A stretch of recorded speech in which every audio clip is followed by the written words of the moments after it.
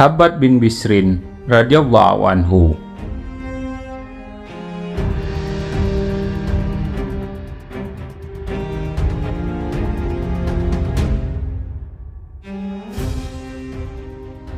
Abbad bin Bisrin adalah sebuah nama yang bersinar dalam sejarah dakwah Rasulullah Shallallahu Alaihi Wasallam. Jika engkau mencarinya di antara para hamba-hamba Allah, maka engkau akan mendapati dirinya sebagai orang yang bertakwa, berkepribadian bersih, senantiasa bangun di tengah malam, membaca berjuz-juz Al-Quran. Jika engkau mencarinya di antara para pahlawan, maka engkau akan mendapatinya bahwa ia adalah seorang yang gagah berani, yang turun di berbagai pertempuran untuk menegakkan kalimat Allah Subhanahu wa Ta'ala. Jika engkau mencarinya di antara para pemimpin, maka engkau akan mendapatinya bahwa ia adalah seorang yang kuat dan dipercaya untuk mengurus harta kaum muslimin. Sehingga Aisyah radhiyallahu anha berkata tentang dirinya dan dua orang lagi dari sukunya. 3 orang dari suku Ansor yang tidak tertandingi oleh seorang pun dalam keutamaan, semuanya berasal dari Bani Abdil Ashal, Sa'ad bin Mu'adz, Usaid bin Al-Hudair, dan Abbad bin Bisrin.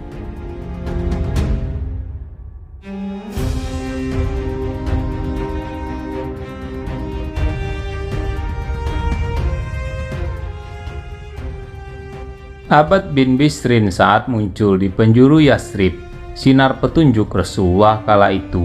Ia masih seorang remaja yang masih segar. Dari wajahnya terpancar kesucian dan harga diri. Dari perilakunya terlihat bahwa ia adalah seorang anak yang cerdas, meskipun pada saat itu ia belum genap 25 tahun. Ia telah bergabung dengan sang dai dari Mekah yang bernama Mus'ab bin Umair, maka segeralah terhubung ikatan iman di antara keduanya. Dan kedua jiwa mereka disatukan oleh akhlak yang terpuji dan sifat yang mulia. Ia mendengarkan Mus'ab yang membacakan Al-Quran dengan suara yang lembut dan tenang, dan dengan intonasinya yang berkesan. Maka Abbad begitu cinta dengan kalamullah dan membiarkan kalam tersebut menembus relung hatinya yang terdalam sebagai tempat bersemayam ayat-ayat Tuhan. Ia menjadikan ayat-ayat Allah tersebut menjadi kesibukannya yang baru, yang senantiasa ia ulang-ulang di waktu malam dan siang. Pada saat ia bermukim atau sedang melakukan perjalanan, sehingga ia dikenal di kalangan sahabat sebagai imam dan sahabat Al-Quran. Suatu malam Rasulullah SAW sedang melakukan sholat tahajud di rumah Aisyah yang menempel dengan dinding masjid. Kemudian beliau mendengar suara Abbad bin Bisrin yang sedang membaca Al-Quran dengan begitu jernih dan segar seperti saat Jibril membawakannya kepada hati beliau. Rasul Shallallahu Alaihi Wasallam lalu bertanya, "Wahai Aisyah, apakah ini suara Abbad bin Bisrin?" Maka Aisyah membenarkan.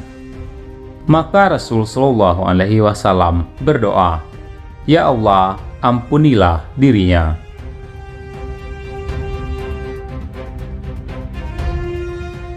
Abbad bin Bisrin mengikuti Rasulullah Shallallahu Alaihi Wasallam dalam setiap peperangan yang beliau lakukan.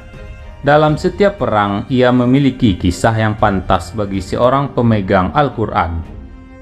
Salah satunya adalah saat Rasulullah Shallallahu Alaihi Wasallam baru kembali dari perang Zaturiqa. Beliau berhenti bersama dengan muslimin lainnya di sebuah lereng untuk bermalam di sana. Salah seorang dari pasukan muslimin telah menawan seorang wanita musyrikin tanpa sepengetahuan suaminya. Begitu suaminya pulang dan tidak menemukan istrinya, ia bersumpah demi Lata dan Uzza untuk menyusul Muhammad dan para sahabatnya, dan tidak akan kembali kecuali telah membunuh salah seorang dari mereka. Hampir saja pasukan muslimin mengistirahatkan unta-unta mereka di lereng. Lalu Rasulullah SAW bertanya kepada mereka, "Siapa yang akan berjaga pada malam ini?" Maka berdirilah Abbad bin Bisrin dan Ammar bin Yasir yang berkata, "Kami yang akan berjaga, ya Rasulullah." Begitu mereka keluar menuju mulut lembah, Abbad bin Bisrin berkata kepada sahabatnya, Ammar bin Yasir, "Pada bagian malam yang mana engkau mau tidur, awal atau akhirnya?" Ammar menjawab, "Aku akan tidur di awalnya." Lalu berbaringlah Ammar tidak jauh dari Abbad. Malam begitu tenang dan damai. Bintang, pepohonan, dan batu-batuan bertasbih dan bertahmid seraya mensucikan Tuhannya. Maka jiwa Abbad bin Bisrin begitu ingin melakukan ibadah dan rindu untuk membaca Al-Quran. Saat yang paling ia sukai dalam membaca Al-Quran adalah pada saat ia sholat. Maka ia menggabungkan kenikmatan sholat dengan kenikmatan membaca Al-Quran. Ia menghadap kiblat dan mulai melakukan sholat. Ia mulai membaca surat Al-Kahf dengan suaranya yang merdu. Tatkala ia sedang menyerap cahaya ilahi ini, tenggelam dalam berbagai nikmat sinarnya, maka datanglah pria yang mencari istrinya dengan langkah yang cepat.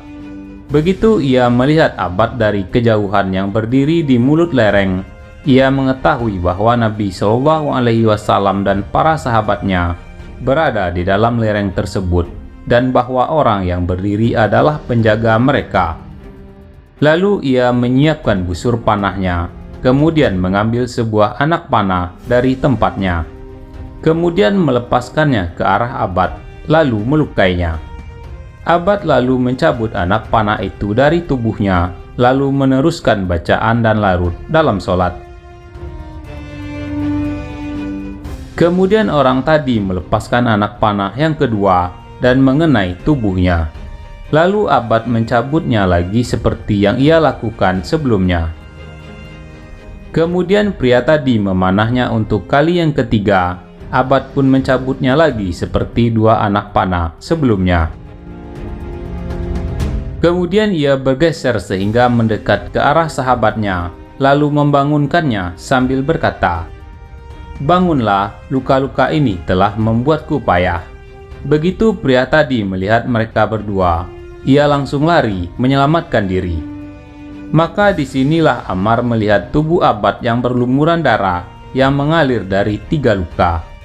Ia bertanya kepada Abbad, "Subhanallah, mengapa engkau tidak membangunkan aku saat panah pertama mengenaimu?" Abbad menjawab, "Aku sedang membaca surat dan aku tidak ingin memutuskannya hingga ia selesai. Demi Allah, kalau aku tidak khawatir dapat membuat benteng Rasulullah SAW menjadi tak terjaga sebagaimana yang beliau perintahkan, maka jiwaku yang terputus lebih aku sukai daripada memutus bacaan tersebut."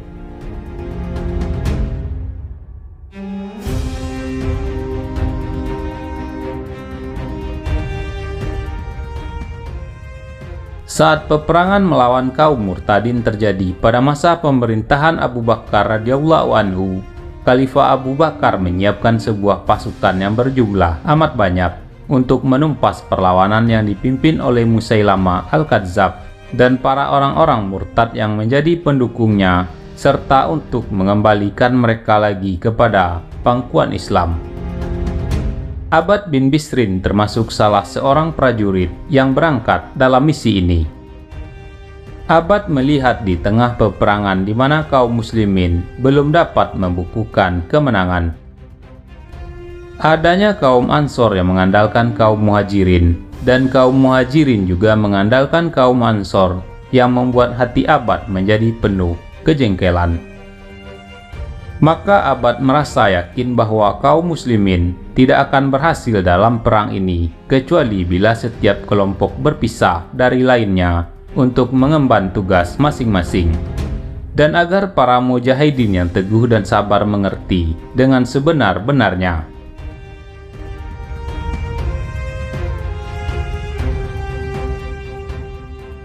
Pada malam sebelum terjadinya perang, Abad bermimpi dalam tidurnya bahwa langit terbuka untuknya.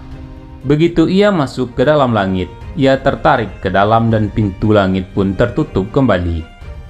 Keesokan paginya ia menceritakan hal itu kepada Abu Sa'id Al-Khudri, dan Abad berkata, "Demi Allah, itu menandakan bahwa aku akan mendapatkan syahadah, kematian dalam berjuang di jalan Allah."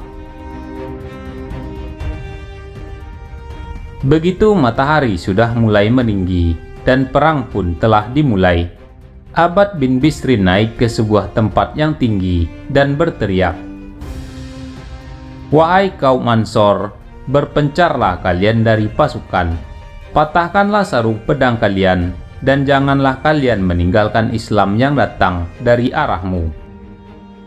Ia terus saja meneriakkan seruannya sehingga berkumpul di hadapannya 400 orang Ansor. Termasuk dari mereka adalah Sabit bin Qais, Al-Bara bin Malik, dan Abu Dujana, pemilik pedang Rasulullah Shallallahu Alaihi Wasallam. Abad bin Bisrin lalu merangsek masuk ke barisan musuh bersama mereka dengan menebaskan pedang mereka.